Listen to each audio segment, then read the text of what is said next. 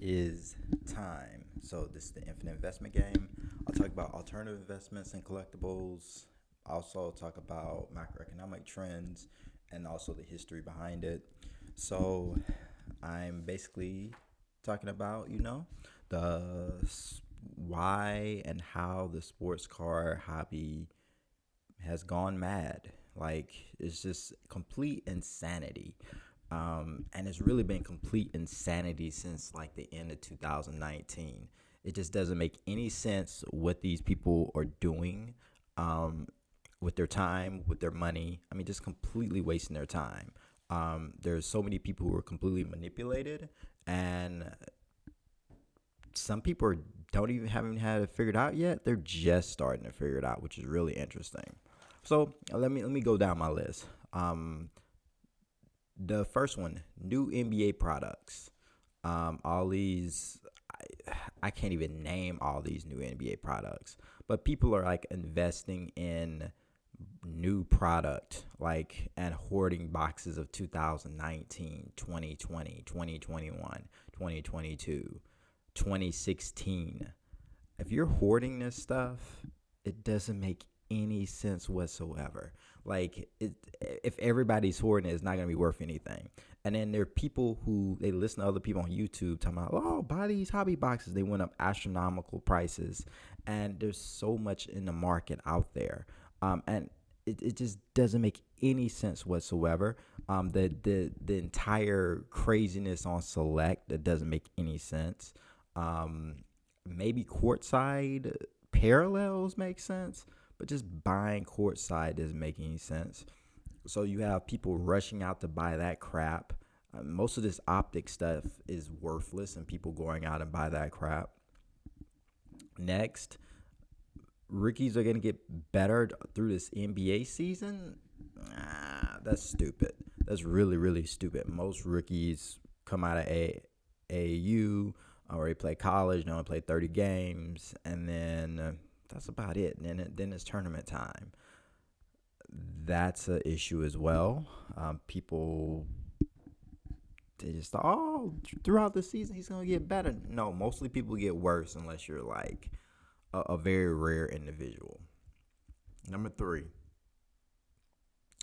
busier sports schedule is gonna affect card prices. That is the dumbest thing whatsoever. The reason why is because sports cars went up when nobody was playing games. When there was the lockdown, nobody was playing games, and cards still went up. Why would sports coming back make change? It just doesn't make any sense whatsoever. Even during the off season, there were times where cards spiked and they were at their peak. It doesn't matter on player performance. It has nothing to do with player performance, especially day to day or week to week. It doesn't make any sense whatsoever. And there's so many people who gamble and lost so much money on this. And if they were tracking how much money they were making or losing, they would have saw it. It's just stupid, and stupid listen to YouTubers, podcasters, people on these auction sites, the grading sites saying, oh, this is a great idea. No, it was a horrible idea. People get caught in this madness. The next thing is collecting modern is fun and you make more money. That's dumb as hell as well.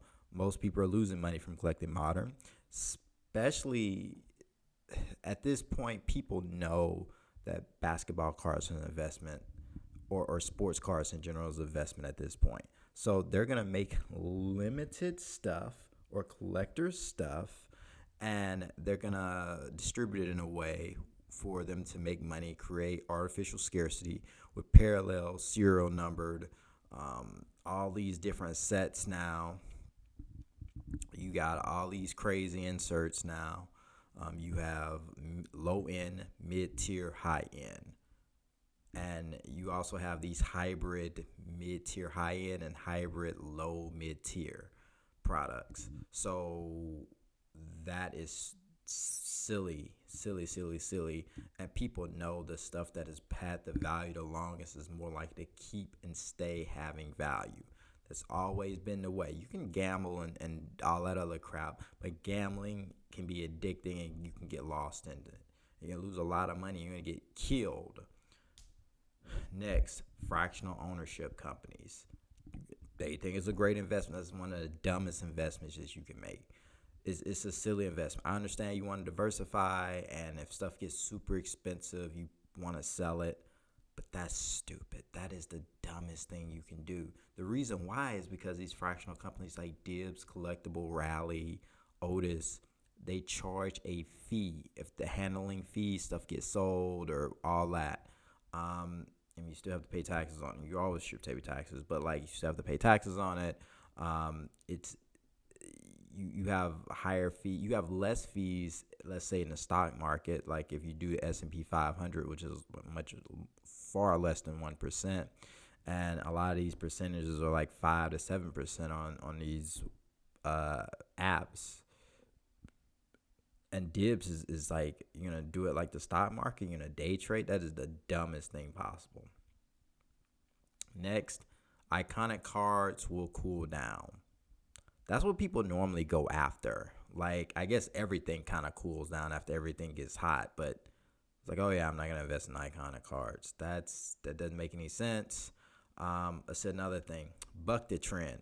A lot of these people, especially YouTubers, like buck the trend. Do something different than what the trend is doing. Listen, if you're creating the trends, that's a problem. So that means you're manipulating the market.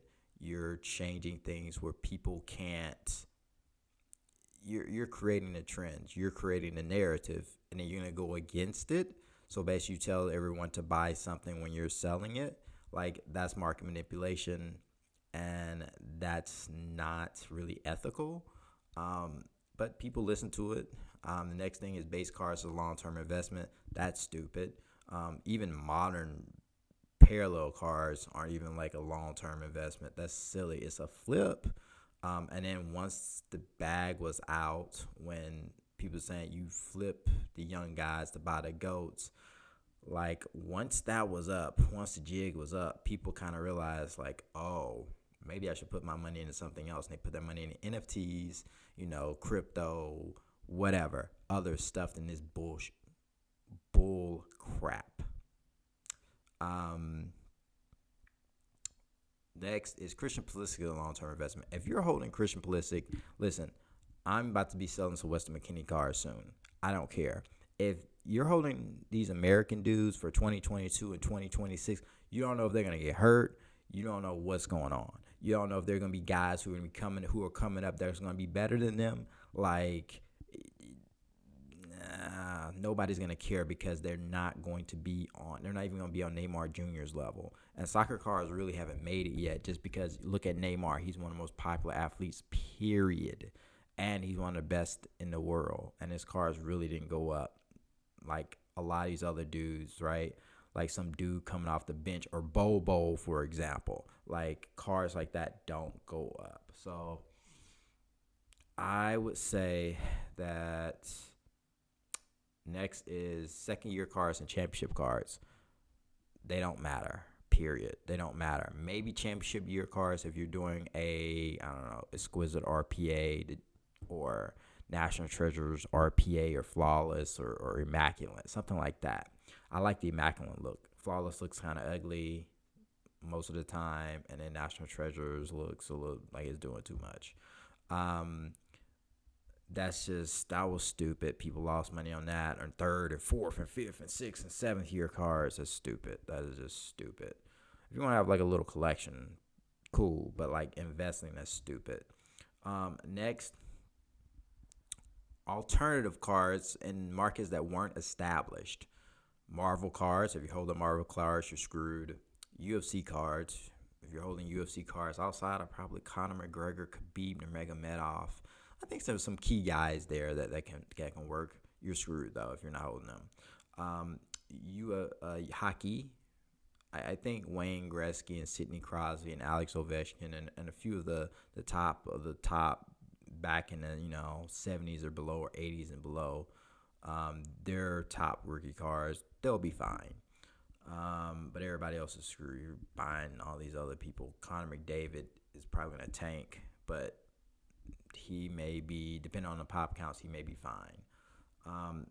Tennis, I even got hit with that. Like, Novak Djokovic had a rookie card, bought it for 5,000 in auction, sold it in auction, lost $3,000.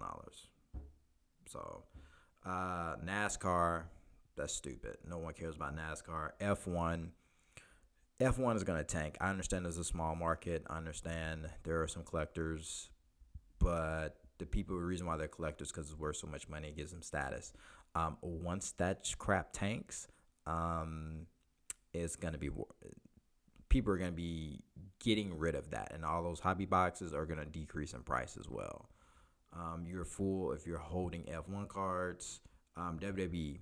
I do think some people like The Rock, his first cards, maybe Stone Cold Steve Austin. I think there are a few people, John Cena, Brock Lesnar. I think their stuff is going to go down even more. But those are interesting to hold. But I think whoever bought that stuff is overpriced. And maybe first year WWE Prism stuff will be interesting in the future, but not now. Not in the next 5 years. Other stuff, low end and mid tier investments. Low end and mid tier products are good investments. Mid tier, your Prism, your Select, your Optic, those are bad investments unless you're like, you got gold out of 10 or out of 5 or out of a 101. Everything else is trash. Same for, low tier, like buying hoops. I remember that was a thing, trying to buy status and Donruss base. That stuff is overprinted. It's too much of it. The cards look ugly. It's tacky. Nobody wants that stuff. Even like baseball, like they're just tops. No, even tops chrome or tops sapphire. That stuff is not. You want the high end stuff. That's for modern cards. If you're buying low end and mid tier, that's flip. You flip that to make more money. If you're buying that and holding it and keeping it under your pillow or whatever at night, or keeping it in a safe somewhere, or PWCC vault for 10 years and not touching and pay the fees, you're losing money. More insanity. Gambling on box breaks. I understand you can't pay for a hobby box because it's so expensive, so you're gonna pay $10 for a box break or $20 or something, and or $100, and you're gonna get a pack. But the odds are against you. It's not like, if it's an investment, like that's a bad idea. If you like gambling and that gets your fix, that's fine.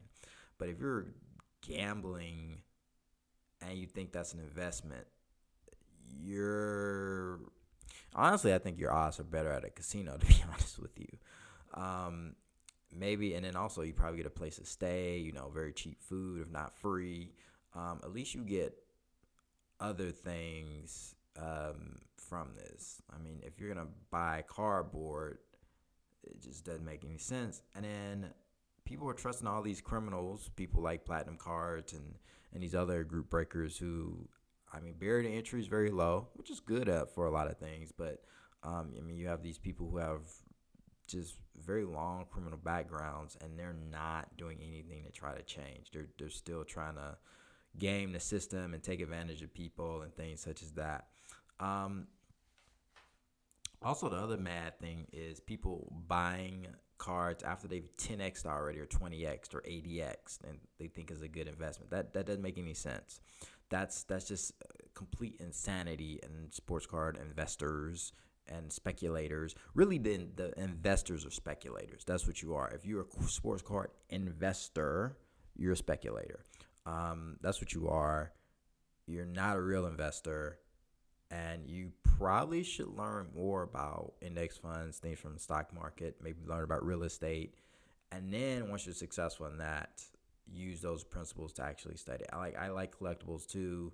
You can still get into it, but like, be more reserved. Now people are gonna be more reserved.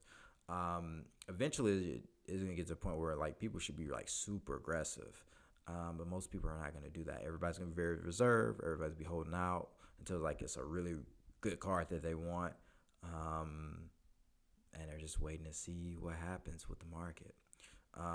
There will be a dead cat bounce, but not yet. You got another month and a half, 2 months before that happens.